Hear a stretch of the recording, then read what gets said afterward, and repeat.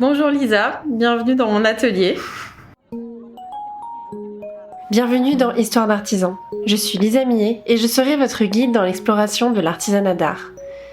Histoire d'artisan est l'association qui sensibilise les entreprises au rôle majeur de l'artisan d'art dans l'innovation et accompagne les artisans d'art dans la valorisation de leurs recherches. Ce podcast est le reflet d'un univers merveilleux et riche avec lequel collabore Histoire d'artisan. Aujourd'hui, nous accueillons Marion Saucier, dirigeante de Maison Alivon, fondeur de Caractère en bronze et fondatrice de Maison Alivon Édition. Avec Marion, nous parlons des idées reçues que l'on peut avoir sur le métier de fondeur de Caractère en bronze.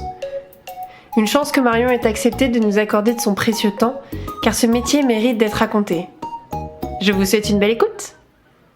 Bonjour Marion et merci de m'accueillir dans ton atelier. Avec plaisir. Je te propose qu'on commence par une première étape qui est un peu rétablir la vérité sur les idées reçues qu'on peut avoir sur ton métier. Donc peut-être tu peux commencer par nous dire quel est ton métier et ensuite je te poserai la première idée reçue à propos de ce métier. Alors mon métier à moi, il est assez vaste parce qu'en fait j'ai plein de casquettes différentes. On est une manufacture de caractère, donc on est fondeur de caractère en bronze. On est aussi ajusteur, graveur, mais moi j'ai aussi la casquette de chef d'entreprise, donc toutes les fonctions liées à la partie chef d'entreprise, et aussi artiste, créatrice, donc je suis multi-casquette. Plein de sujets à aborder. Plein de sujets à aborder, mais le gros de mon métier, c'est autour de la fonte des caractères en bronze. Ok, et ben ça tombe bien parce que je crois que mes idées reçues elles sont autour de ce métier-là.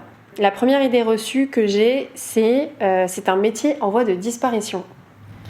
Ouais, alors force est de constater qu'on est les derniers au monde à avoir ce savoir-faire-là et ces techniques. Donc on est les derniers fabricants de caractères en bronze au monde. Au monde ? Ouais. Donc, je sais pas ça. Ouais. On a ce savoir-faire-là depuis longtemps et en fait on a racheté les autres entreprises pendant l'entre-deux-guerres. Donc on est les derniers à avoir cette spécificité de fonte de caractère. Donc on chauffe du métal à 1200 degrés et on va avec un poinçon, une matrice obtenir ces fameux caractères. Donc oui, c'est un métier en voie de disparition et c'est vrai que c'est surtout un métier aussi qui s'adresse à des gens qui savent utiliser un outil. Donc c'est un outil qui présuppose une technique. Donc si on ne sait pas utiliser l'outil, on ne va pas avoir besoin de ce que je fabrique. Ok. Donc toi, ta cible principale, c'est les professionnels. Ouais, alors nos clients sont relieurs de livres, maroquiniers, gaineurs, les gens qui travaillent la restauration, qui font de la restauration de patrimoine. Ça peut être aussi des encadreurs, des luthiers, des ébénistes et après tous les gens qui travaillent autour du papier. Enfin, on a des métiers aussi un peu insolites aujourd'hui comme des fabricants de savon, de chocolat en fait toutes les matières ou de poterie, toutes les matières molles, on va dire, qui peuvent se marquer pendant la fabrication peuvent être utilisées, quoi. Ok, trop bien. La deuxième idée reçue, c'est ce n'est pas un métier créatif. Alors oui et non, c'est-à-dire qu'on a des techniques, un savoir-faire et donc qui va être tout le temps le même processus de fabrication, les mêmes étapes qui sont le poinçonnage, la matrice, le poinçon, etc. Après la fonte, on rectifie, on ajuste bien la pièce dans le moule et après on va faire le geste qui va faire que le métal va vraiment aller au fond de la matrice. Plein d'autres étapes de fabrication pour des fers à dorer, des fleurons, etc. Mais après, quand même, il y a besoin de faire preuve de créativité pour tout ce qui est pièces sur mesure. On va fabriquer des boîtes à composer spéciales pour des machines de clients. On va avoir une problématique technique pour fabriquer telle chose qu'on n'a pas l'habitude. Donc il faut être quand même créatif et manuel. Il faut être patient. Okay. Très patient. C'est un peu comme si on fabriquait que des petites allumettes, toutes différentes. Donc chaque allumette passe dans les mains de nos artisans et donc vraiment il faut beaucoup de patience et de créativité quand même pour pouvoir mettre en œuvre les besoins de nos clients en fait. La troisième idée reçue, c'est c'est un métier en grande partie masculin. Ouais.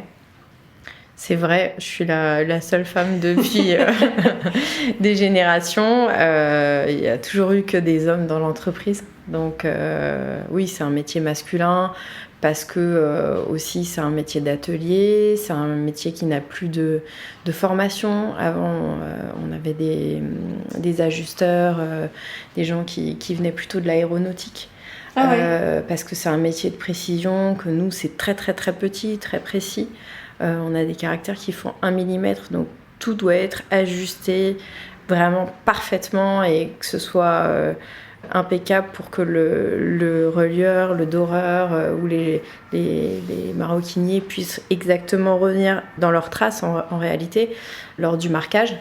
Donc tout doit être parfait et c'est vrai que c'est vrai que c'est plutôt des hommes quand même qui font ce métier. Ah ouais. Mais en tout cas, je suis la seule femme dans l'entreprise. Et vous prenez des stagiaires ou des alternants Ça arrive, oui. Et même dans ces profils-là de jeunes, il n'y a pas de femmes. C'est des hommes, ouais.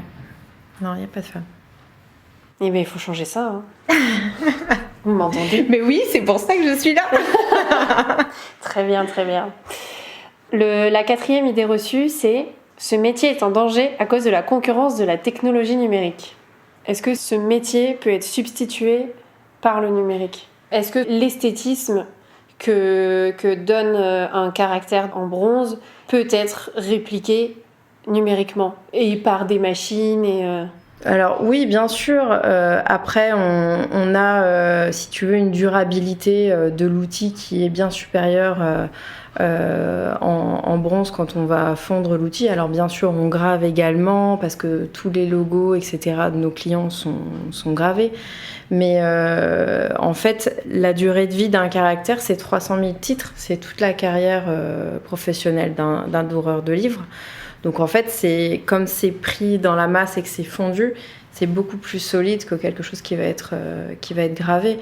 Mais je dirais que les deux sont liés. Il faut savoir comment on va utiliser l'outil, comment bien le graver, comment bien le fondre. Et puis une fois qu'on connaît les besoins de nos clients, on adapte la fabrication en fonction de ça en fait. Ok.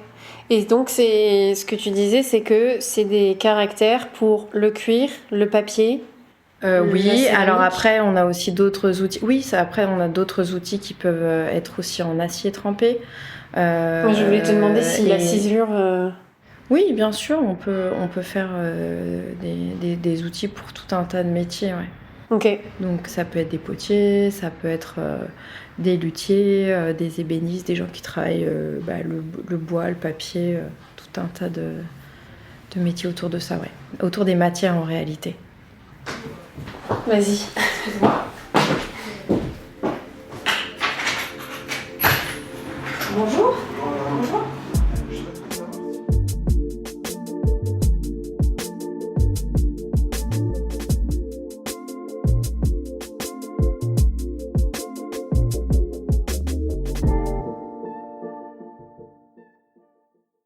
Eh ben, merci Marion d'avoir levé le voile un peu sur toutes ces idées reçues qu'on pourrait avoir sur le métier de fondeur de caractères en bronze. J'avoue que même moi, quand je l'ai lu, je me suis dit, est-ce que je suis en train de me tromper ou pas ? C'est vrai que c'est pas commun comme métier. Alors aujourd'hui, il reste aussi des fondeurs de caractères à l'imprimerie nationale. Okay. Eux, ils travaillent le plomb, donc ils chauffent le métal à 120 degrés à peu près. Nous, il y a un petit zéro de plus. Okay. Mais ils ont aussi cette technicité de fonte de caractères en plomb, eux. Et l'imprimerie nationale, ça appartient, c'est comme la manufacture de Sèvres et la manufacture Busson, ça appartient à l'État. Ça appartient à l'État, oui. Ok. Et c'est à Paris ? Il y a une antenne à Paris, mais sinon, c'est plutôt en province, dans le Nord. D'accord. Eh bien, merci beaucoup pour tous ces éléments qui nous permettent d'éclaircir un peu ce métier. Merci beaucoup pour votre écoute. J'espère que ce premier épisode avec Marion Saucier vous aura plu.